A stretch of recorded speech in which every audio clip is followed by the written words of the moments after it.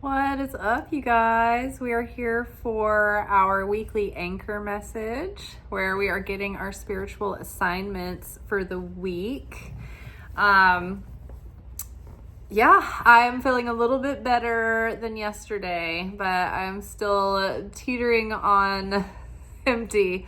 But I'm looking forward to my days off coming up. So I'm planning on having a gentle couple of days in a row. So hope you guys are starting to catch your breath. I haven't, it's been a wild day. This has been a wild day and lots of rushing around, so I didn't have a chance to get in and get to read your comments on last night's video and answer them, but I noticed I got to see them at a glance, and it seemed like a lot of people agreed that they were not really feeling the very peaceful and expansive and abundant and warm and friendly trine between Jupiter, Cancer, and Venus.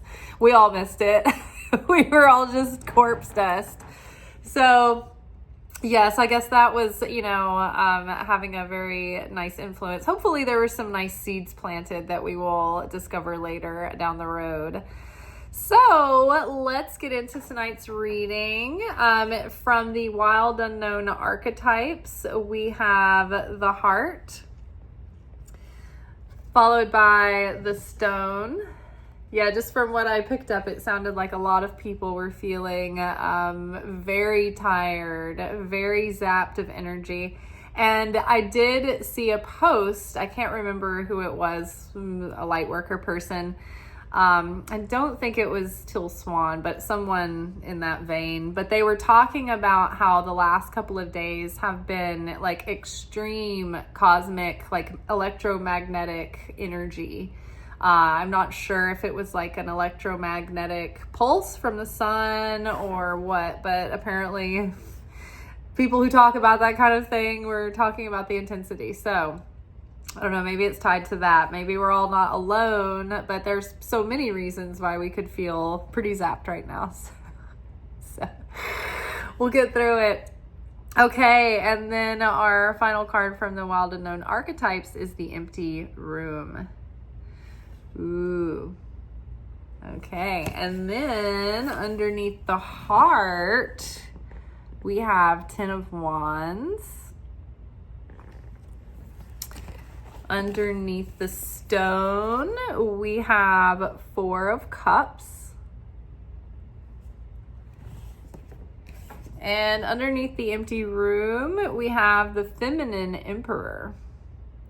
Not the Empress, but in this deck, the Mystical Moments Tarot, the major male figures have a female version too.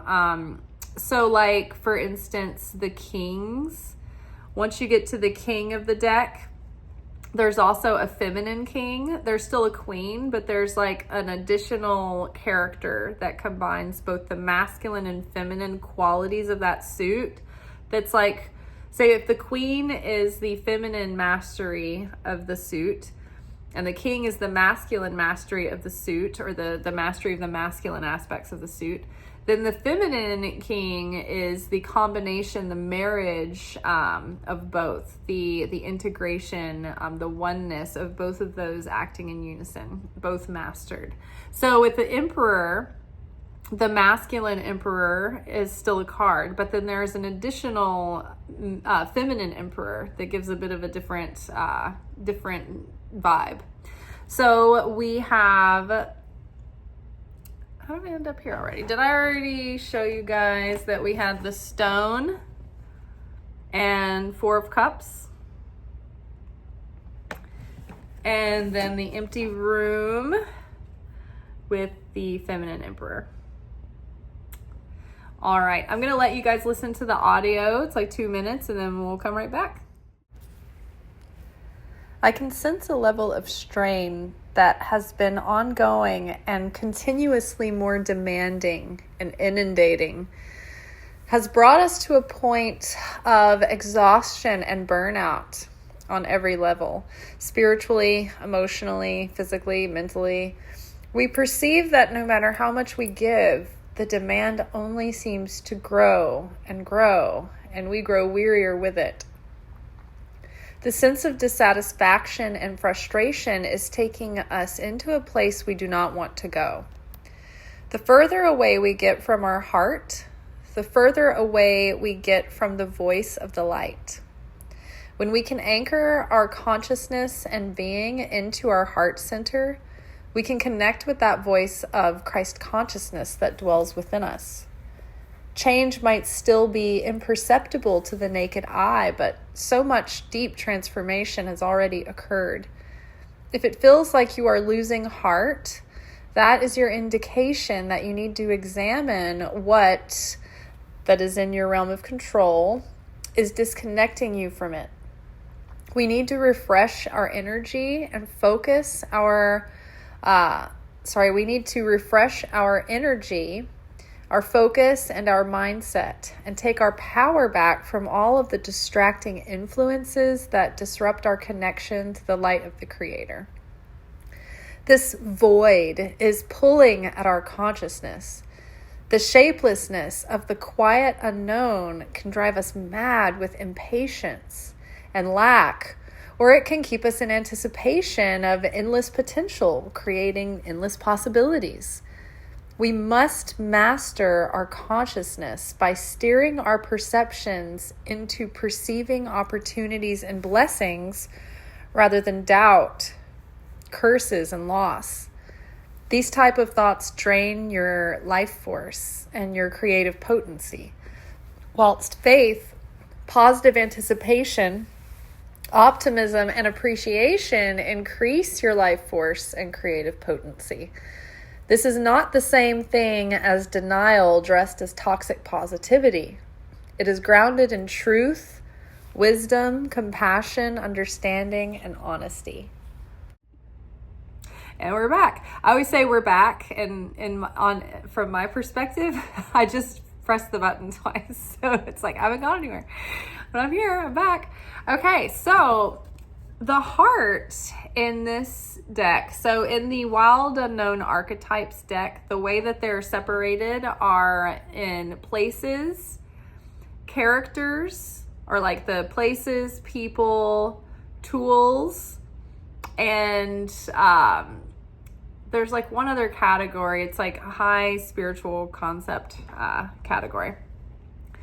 So with the heart is categorized into the places suit. And so when we think about our heart as a place, when we are living from the heart and operating from the heart space, we can intuitively sense what that means. It means that, granted with a caveat, if our heart is broken, like we do have to do a bit of work on our heart to be able to hear it clearly without it being a little bit distorted by our own yearnings and our own pain. You know, there's those kinds of filters that we have to learn to discern through and heal those things. But ultimately, in our heart of hearts, we've all heard that term, deep down, you know, the for me, the heart is like a bridge. It's like a portal that connects our conscious mind with our spirit, with our soul. And so that's where a lot, like when we are communicating with our soul or the Holy Spirit, it's like that call is coming through the heart. It's like when you see those old movies where somebody picks up the phone and it's by the wall and they have the little thing and they're like, can you connect me with the operator? And then the operator puts the call through. That's kind of how I imagine the way that communication is coming through the heart. And so when you're in this space of the heart, it's like you have clarity about what is authentic to you, what your soul is yearning for and calling you towards, what your soul's purpose is for this incarnation. And so it's like your heart is just drawn in that direction. It's drawn towards these things. When we're putting all of our heart into something, right? It's like we're putting our passion and our intensity and our love and our care and our highest ethic and quality and work and value into something, right?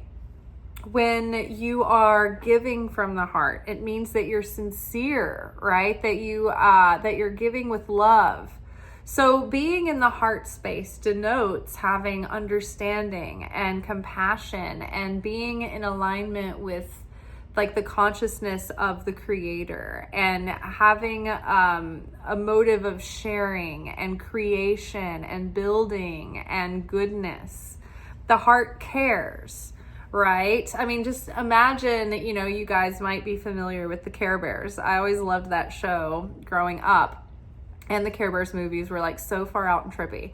But the Care Bears it was like there was a lot of like hearts, associated with them, because they cared so much and they wanted to fight for good in the world, and they had to show positive fruits of the spirit, like courage, and they had to support one another, be there for one another, right?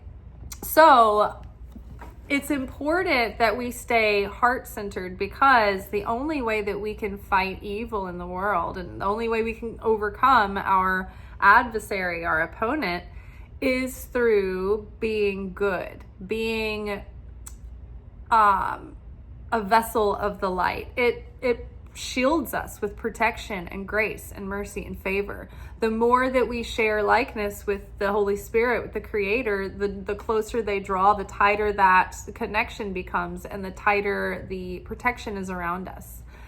And then we're being good ambassadors to the Creator, because then we are greater channels and greater vessels of sharing and love and creation and friendship and solidarity, right? Loving our neighbor as ourselves. So when we do things from the heart, then we also don't follow paths that we don't belong on, right? Think about how many people out there chase dreams that don't even belong to them, right? They abandon their own dreams because their own dreams are too weird. They're not palatable for the people around them that set and project expectations on them. And so they let the bad eye of their parents and the domineering expectations of their parents and their peers and their community influence them into abandoning themselves, and then they follow a path that they were never aligned with. And then at some point in their life, they realize, I have no passion, my heart is not in this, it is unsustainable, and I am being broken down because this burden is too heavy and there's not any payoff. I don't love what I'm doing. But when you love what you're doing, you never work a day in your life. You don't bemoan what you're doing. It doesn't feel like work. Like, for instance, when I go to work at the restaurant, I really enjoy it. Like, I physically get tired and sometimes it's overstimulating. But all in all, like, I have a really good time at work. Like, I work with great people. We cut up. Like, I get to run around and exert energy and nobody has to behave. Like we can't work in an office.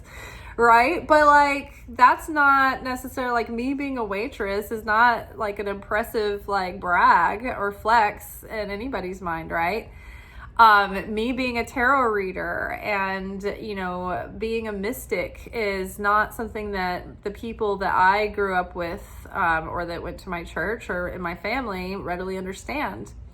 And so, they passed judgment on me, and I had to deal with that. And it's like, it's not easy, because you're the person that's in the village that gets the stones thrown at you, and it can be isolating. But I have never regretted that, because I have been true to myself, and I've followed my true passions and not worried about what other people thought of me.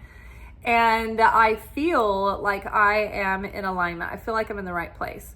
Like, when I get upset that like my channel isn't growing, it's not really because I want the validation to feel important. It's because I want to feel like I'm not failing the Creator. I want to feel like I'm not failing my soul's mission. And that's what I started to get at the other night.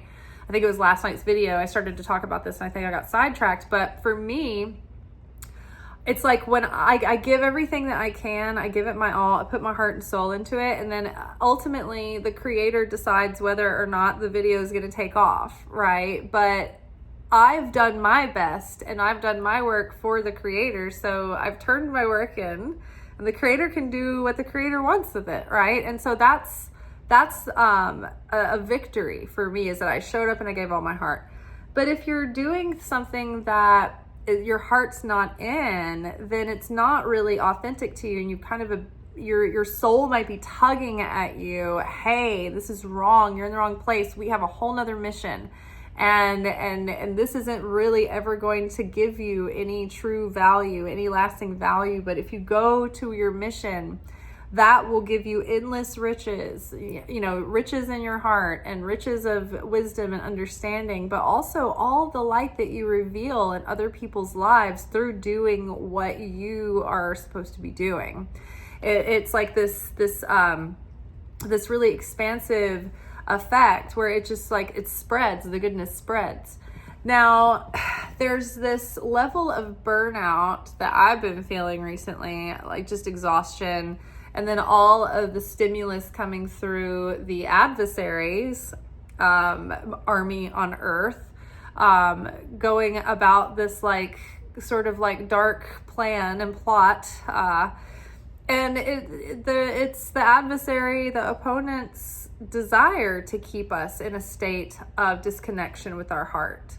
Because our heart is our strength. It's a very powerful place. That's where we are connected, like with the voice and the connection to divine inspiration. Literally, God is sending us information and guidance, right, to inspire us along our path, to give us guidance and direction and protection. And so when we're disconnected from that divine inspiration, it's like we don't feel like we're in that flow anymore. When you're in flow and you're just like, man, I'm on a roll, like, and the creator, you're just like, you've got like, you followed like an instinct or, an intuitive hunch, and it led you to something right. And then you just find yourself in a flow and an ease. And then there are those days where you are one jagged edge rubbing up against every jagged edge in the world, and you are not in flow, and it is very jerky and everything's a struggle, everything's a battle, like pulling blood from a stone, right? So when we are in a state of distressed consciousness or irritability, it's adding that psychic static around us, and it's making things more jarring, and it's adding obstacles in the way and adding chaos and like metaphysical clutter that creates obstacle and slows us down. And so I feel like, we're only in February, and we've had constant events that are like once in a generation kind of things. Like, it feels like the last 2 months have been a year and a half, 2 years, 3 years. It's crazy. So we're tired. And when we are tired, and like the Ten of Wands is a card that like you've been carrying a heavy burden. And it's almost like you haven't been compensated fairly for the amount of effort that you've been putting in, or something is more trouble than it's worth. It's like the Ten of Cards is like a burdensome toil, the Ten of Wands, but there's not a lot of like reward in that. And it usually shows someone that's like in tattered clothing, like carrying a huge bundle of like sticks, and it's like getting away from them, and they're like trying to like carry it, but it's like unmanageable. So it's like, are we hitting this kind of burnout that is taking us out of our heart space and making us feel resentful and sour and bitter, right? Because that will disconnect us from grace and favor. And we are in the seed level of our new chapter, new stories. So we really want to watch out and observe, okay, do I feel like I have been disconnected from my heart? Am I irritable? Am I spewing salt? Like, am I like spewing fire? Like, am I disgruntled right now? That is an indication that I am not operating from the heart. And then from there, it's like, okay, let's examine that is within my control, where it's like decisions that I'm making to operate my life. Because so many times we jump straight to, well, if they weren't like that, or if this was a different way, or whatever. But look in the things that you can control. You can control your perception, your mentality, your attitude. You can control, you can cultivate the way that you feel about something. Like, it might take a while, but you can change and transform that. You can change your methods, your approach. You can change where you are if you need to make a bigger change and, like, say, leave where you're at and go somewhere else. Or maybe it's just about feeling like, okay, I need to renew my attitude and my perspective about where I am, because I don't really want to move on to anywhere else, whatever the situation is. I want to be where I am now. But it's like, okay, well then recommit to it and get your heart in it, because the fact that your heart's not in it is adding to your burnout. And also, your burnout is adding to your disconnection from your heart. And when there's a disconnection from our heart, then that is closing us off from opportunities, from friendships, from abundance, from creativity. So it's like cutting off our creative potency and all of the fulfillment that wants to come in. So we need to open and soften our hearts, like the Jupiter, Cancer trine, Venus trine. And even though we're a bunch of Sour Patch Kids with leather football hearts of stone, we're like, we just need to get a little bit of rest, put on a face mask, do something nice for yourself, get one of those little shoulder massage machine things, sit in that for a while. But, like, we need to reset. We need to get our heart back in it. Now, part of, I think, what is getting us, like, impatient is that we, like, the Four of Cups is a card about, like, dissatisfaction, depression, malaise, boredom, being in a blasé, being in, like, a slump or a rut. And you don't really appreciate or see the opportunities that are presenting, because you're sort of, like, despondent and, like, kind of focused inward and, like, on your own situation. But it's like kind of like a self-loathing or, like, self-pity, kind of a pity party.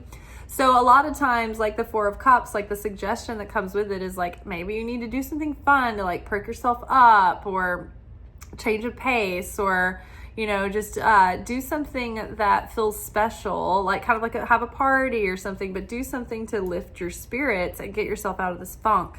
Now, what I think is happening here is that I think that we have a level of ennui, which is like this antsy dissatisfaction. It's sort of like boredom, but it's like you're oversated, like you've been overstuffed. And now you're like, it's like there's this dissatisfaction, there's like a tension there, and it feels like a little bit claustrophobic or like antsy, an antsy feeling.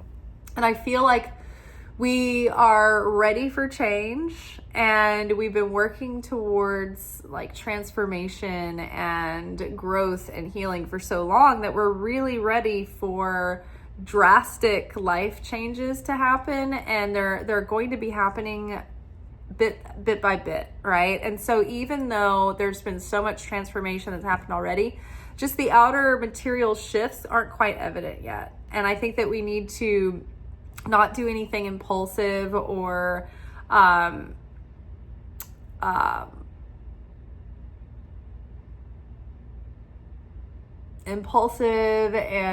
like, hot-headed. Don't make any, like, fast, foolish decisions and do something that you can't take back, right? Think things through right now, but maybe when there's, like, your mood might shift soon, and you'll regret doing something from a place of, like, exhaustion and being frazzled. So this stone, the stone is what we build on, that is, like, when we build things of eternal value, right? Like pursuing a job and a career and things that impress people on the surface is very temporary. It's only something that is valid in this realm, in this life, and it's very passing, and it's only an illusion at that. But if you really value, like, changing your soul and being a positive impact for other people and sharing love and sharing your heart with another person, sharing a moment of laughter or genuine sharing and friendship. Like those are eternal things, that they're sparks of light that are revealed that shine for all of eternity. You know, when your soul leaves your body, you don't get to take any of your accolades or your bank account with you, but you will take the memory that you share with people and the influence, the positive effect and influence that you had on other people. That adds to the light of your soul when you leave this world. So those seemingly, you know, unimportant little things that don't make it to a spreadsheet are actually the things that are giving you the most eternal value and the most eternal wealth and treasure and protection for the afterlife and for even this life. Because when we reveal those sparks of light within our soul, that radiates out through our aura, and it makes us more magnetic, it makes us more protected, and it expands our vessel to receive the blessings that are intended for us, right? But God doesn't want to give us anything that is going to like stunt our soul's growth, right? It's like when I was growing up, when we were children, we weren't allowed to have coffee because coffee was said to stunt your growth and stunt your development. It wasn't good for kids to have coffee. And then modern parents just start giving their children everything. Here, sit in front of an iPad for 14 hours and have this coffee because you wanted it. Like, right? So I forgot what the point was about the coffee and the kids and it's just like, I don't know, restricting instant gratification for the sake of long-term fulfillment, long-term value in the end. Let me read the stone, because this is also about things, it's like about things of an eternal nature.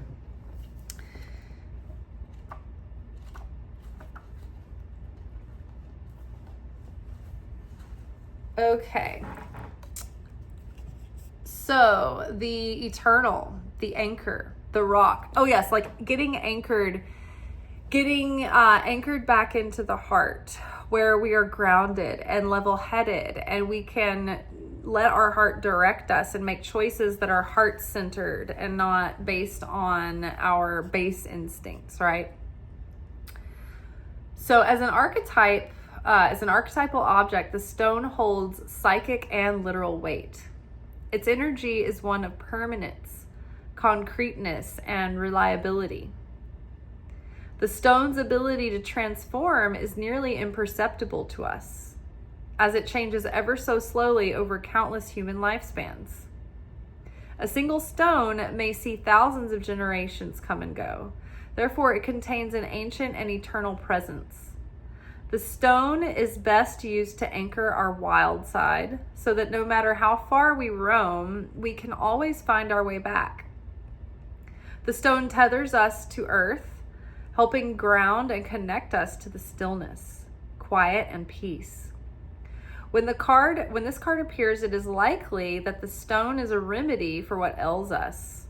Humble and easily unnoticed, the power of the stone balances the frenzy of our world. So that frenzy, that kinetic, that tense energy that wants to see results now, right? Like the stone forms over a long period of time. And so we are like that stone, and we want everything to be, evident now, but there's already so much change that has occurred, and so much is still happening.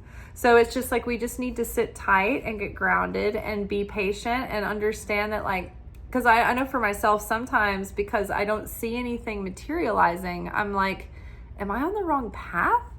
Like, am I supposed to be doing something else? Like, because I feel like I was doing something else, and I had this tugging in my soul that wouldn't leave me alone until I did this. And then once I started this channel, it's like all of a sudden I felt this relief finally that, like, I didn't have anything nagging at me that I needed to be anywhere else. But also it doesn't seem like anything has worked either. So I think it's about surrendering and understanding that everything happens in perfect timing, and we can't see the bigger picture. And being able to be at ease in the present moment helps take away the suffering of impatience. We were talking about this recently. Remember, I was talking about how I was in line once to like vote, and we were waiting for an extra period of time. It was like a long wait. It wasn't like all day or anything, but it was longer than just walking right in. And I am only human, but I found that when I stopped resisting the wait in situations and I just contented myself to people watch and enjoy the situation, I was not suffering, and things went by very quickly for me. This is the same at the grocery store, anytime I'm in a long line or whatever. But then I noticed that like in this waiting to vote line, there were other people that were just like huffing and puffing, literally, like as loud as they could. It's like they wanted the energy from all these people, like they wanted the attention, but they were like,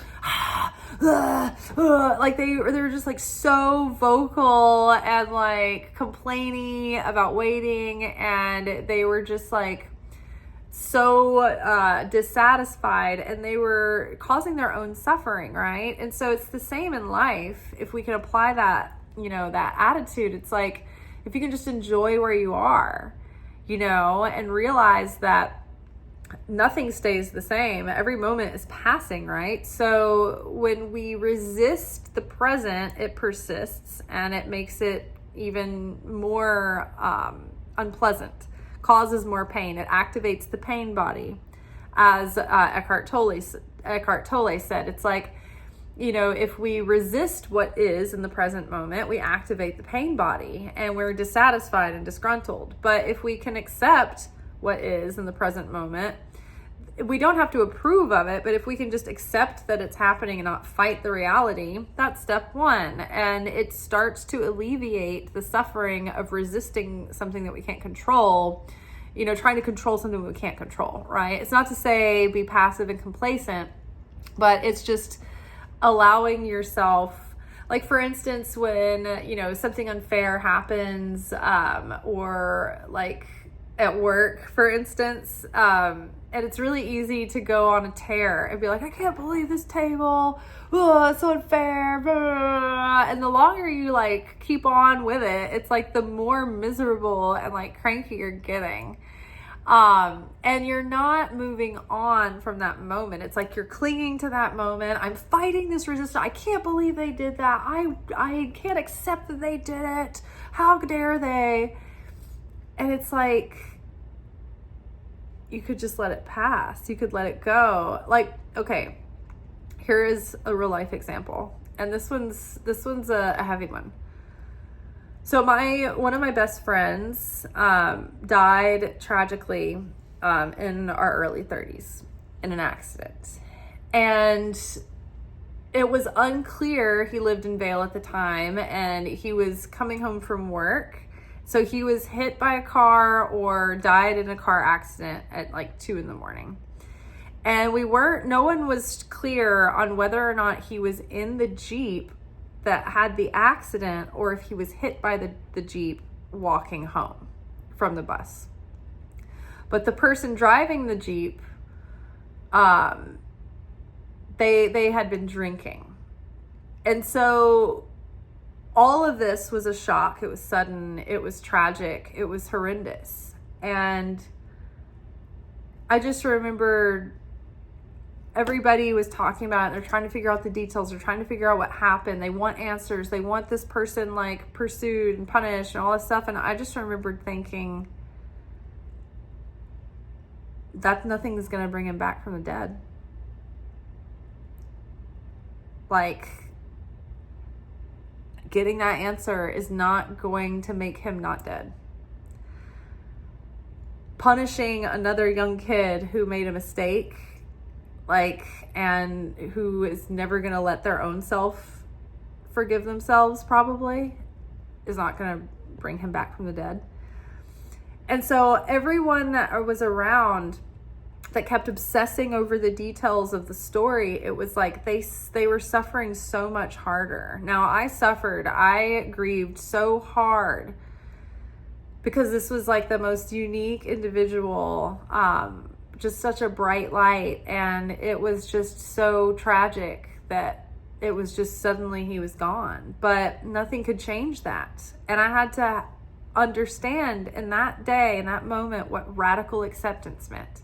Doesn't mean that you agree with something. It doesn't mean that you can change it. It doesn't mean that you like it or that it doesn't break your heart. But I can't fight the reality that he's gone. And there were so many people, including his family, that were just like fighting the reality that he was gone, and they couldn't accept it, and they couldn't get past all these questions, and it was just creating more and more pain for them. So I think that we just have to accept where we're at in this moment and don't see it as failing or being behind. Just what if everything was perfect, just the way it was, right on time? You're on a mission, you're in a process, you're where you are in the process, right? When you are making wine or champagne, right? You can't rush the process.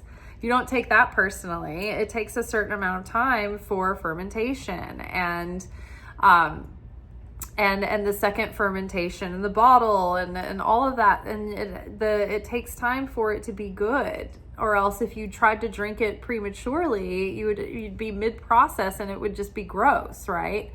So too, we're always in a process, and as we reach different stages in the process, then that time is prudent for certain things to happen, and they will be enjoyed at their prime in the proper time when they should happen. But if something comes in too early and you're not ready for it, then it's not going to be good. It's not going to be enjoyable.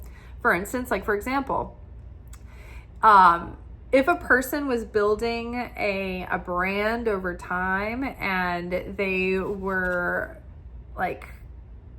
taking all the right steps in their brand to execute whatever it might be, like a product or what have you, and they're ready and they're not skipping any steps and they're not cutting any corners, and then suddenly one of their content pieces goes viral and the product goes viral and everybody wants the product.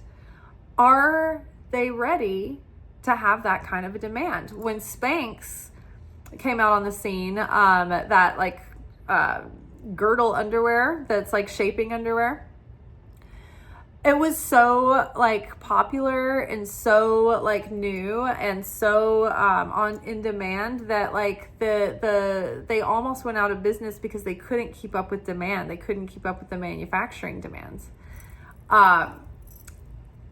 Say you're a content creator and you dream of making content and teaching people things and sharing people things. Say my channel, right? It's taken me years to build out all of the different pieces that are part of my brand. I have an Etsy shop. I have jewelry and I make things like that are for sale in the Etsy shop. And, I had to brand all of those things. And I've been doing readings for a long time, and I've been wanting to create workshops and courses for sale and all of those things. And I have a deck that I'm working on self-publishing gradually over time. But if I published my deck tomorrow, I would work so hard and have 5 sales, if that, because I haven't grown the platform. If I had gone viral in the beginning, it would have been premature because I wouldn't have had all of the content and my voice developed and my brand voice and my vision, and I wouldn't have had workshops ready. So it's at this point, I have never been more prepared to finally break the algorithm because I have things in place already. I have plenty of content for people to go deeper and do deeper dives. I have a thing set up here. I've got an email list you can join, all of that stuff. If you go viral before you have all that, then the traffic is nothing. It does nothing for you. You can't take advantage of that opportunity, right? The whole point of going viral is to probably sell something, right? Or get a message out or whatever the purpose of it. Going viral, just go viral is, I guess, fine if you just want 15 minutes of attention, but you want to like seize the opportunity. Remember that guy that was like, how'd your wife, how'd your kids? Like, he actually did seize his opportunity. He jumped on all kinds of like appearance things and everything. And he did make quite a lot of money in that moment, but he wasn't prepared with the skills to like manage that money and to have wealth and to be able to like continue, like make that money, continue making money for himself.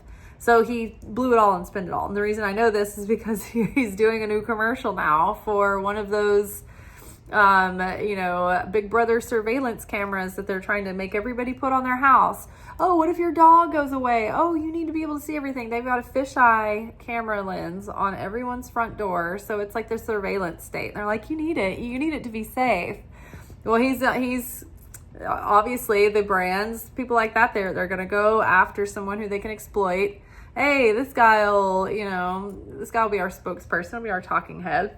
So now he has a brand deal with them. But literally the commercial for this surveillance shit on your house is him being like, hey, remember me? I was the hide your wife, hide your kids, the raping everybody guy. And this is what happened. And he was like, and I made all this money. And then he's like, and now, I'm taking care of my mom, I'm taking care of my family, and I drive a garbage truck, and that's cool, and we're making the bills, but here I am, like, selling you this thing again. So it's like, even though he still was able to ride out that moment and monetize it, vibrationally and consciously, he was not prepared to have wealth and manage or steward that wealth in a way that would be sustainable.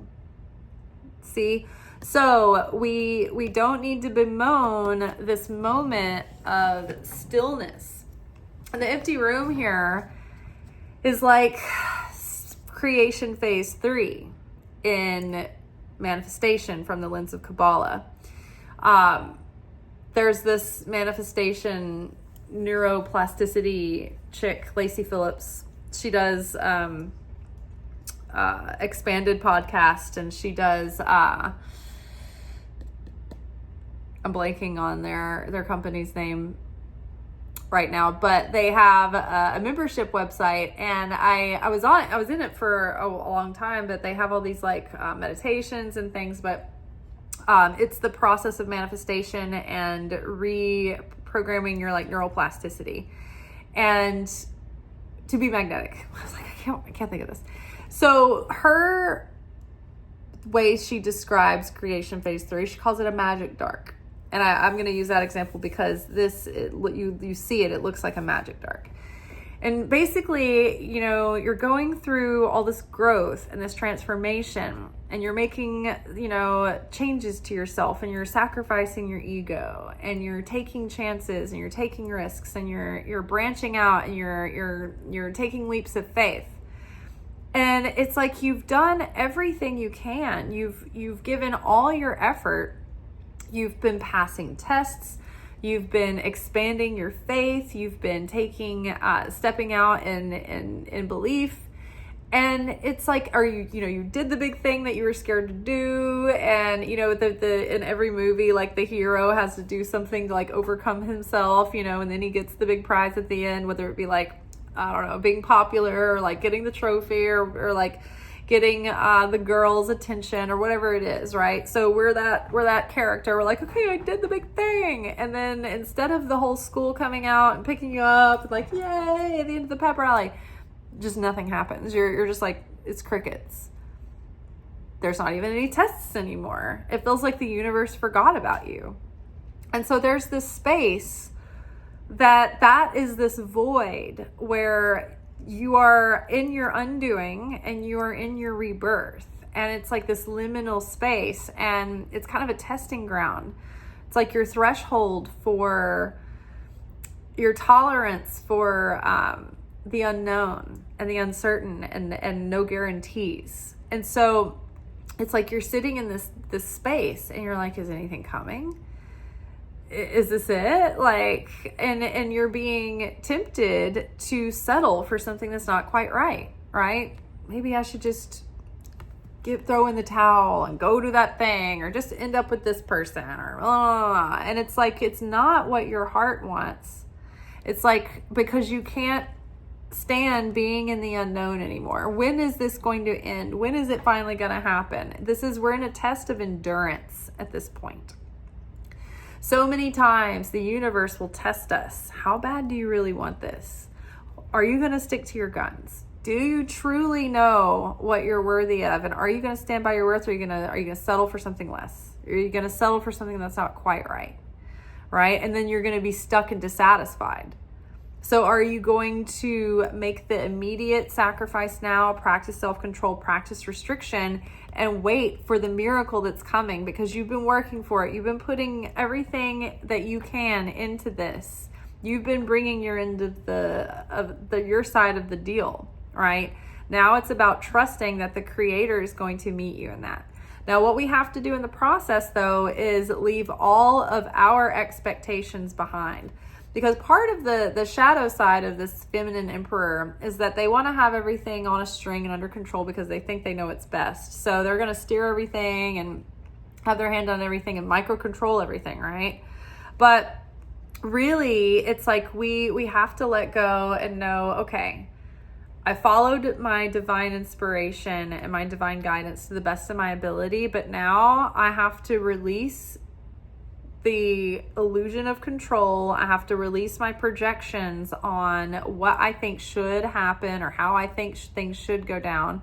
I have to release those expectations and be open to a myriad of possibilities of how things could play out in positive, wonderful ways.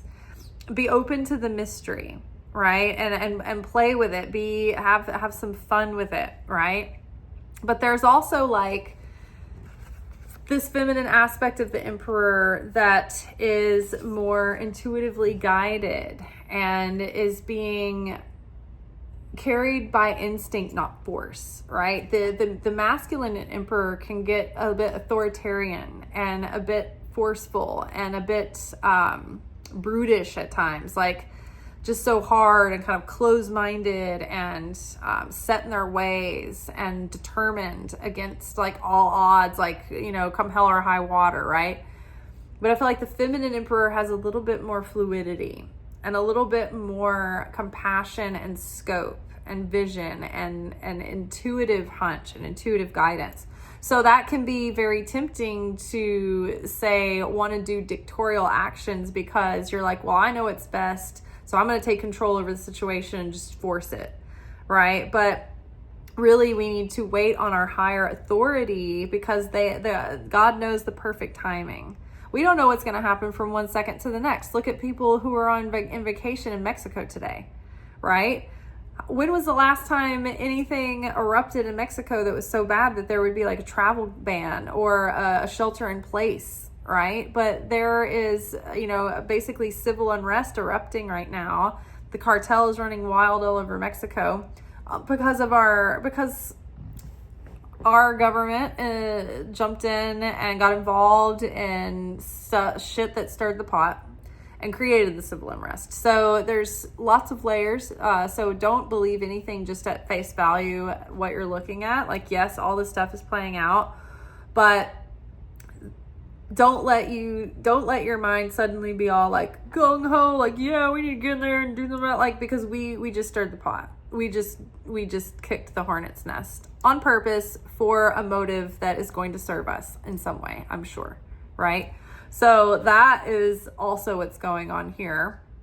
So, you know, being your own sovereign of your own mind is so important during these times because everything is being manipulated. Everything is being manipulated. Someone is pulling the strings behind everything. And so even your own thoughts, question your own thoughts, question your own things that you feel like you're getting, you know, worked up over because someone is trying to make you think that and someone is trying to make you feel that way, right? This is what we were talking about in the Gospel of Mary over the weekend. which somebody commented they didn't realize that I got into the Gnostic Gospels. Yes, on Saturday nights at midnight after work, I come in and I do teachings out of the Gnostic Gospels. That is most Saturday nights, unless there's just like stuff was going on through the holidays, so I wasn't making episodes for that for a little bit. But they're back up and running now. And then every now and then, like Saturday night work will just leave me dead and dust, and I'm just like, I can't make a video. If I can't do it justice, then I won't do it on Saturday. But usually it takes a lot for me to be too tired to make it. So that is, yes, we have Gnostic materials late Saturday night. So yes, so being our own sovereign and being able to connect with that divine inspiration is more important than ever, because it is that little hunch that says, maybe I won't plan my vacation there. I don't know why, but I just think this other place might be better. Or thinking, I don't know, I might feel like I need to change this plan at the last minute, even though there's so much stuff involved, so many plans involved. It's like at the last minute, I don't know, a lot of work involved in doing that, a lot of cancellations, but you never know what God is trying to like give you a little detour that pushes you in a better direction, right? But if you're rigid and you're trying to control every detail and like force everything, then you're not going with the flow, you're not fluid, you're not like adaptable, then like sometimes spirit is trying to like help you move around an obstacle, and we're just determined to stay en route, on track to hit the obstacle. So don't be afraid of quiet and spaciousness. So many people are like afraid to be alone with themselves. They're afraid to sit in silence. They can't sit still. They can't relax. They can't be in quiet. They don't want to be cooped up or bored for a few days. Like my mom is one of those people. She does not want to stay in. She wants to be out doing a thing all the time. And she doesn't necessarily run from her own self and her consciousness. I mean, I can't answer that for her, but she likes to spend time in quiet as well. But there are some people that are literally like, once they get in a moment where they're alone with themselves, they're filled with like an unconscious dread and fear, because they've never uncovered all the stuff, right? And so all that stuff starts kind of coming up and whispering at them when they're alone with themselves, right? But you've got to be able to go into that empty room, that empty space, that empty container to create new life in and have new ideas and new insights coming forward. That empty space, that quiet, that spaciousness, that's where the voice of the divine comes through, right? If you don't give that space, then you won't hear it, because it's such a small, gentle urge sometimes. All right, well, that is all for tonight. We will be back together tomorrow for our weekly manifestation oracle message. Until then, peace be with you. I hope wherever you are in the world, you are safe and well. Let me know if anybody is watching from Mexico. I know I look at my demographics and I get really like excited about looking and seeing what different countries people are from. And I do have some people watching in Mexico, and I hope that my former coworker, if you're watching from Mexico, hope you're okay. Everything's okay with you. But yeah, I don't know. Let me know what's going on with y'all. Peace.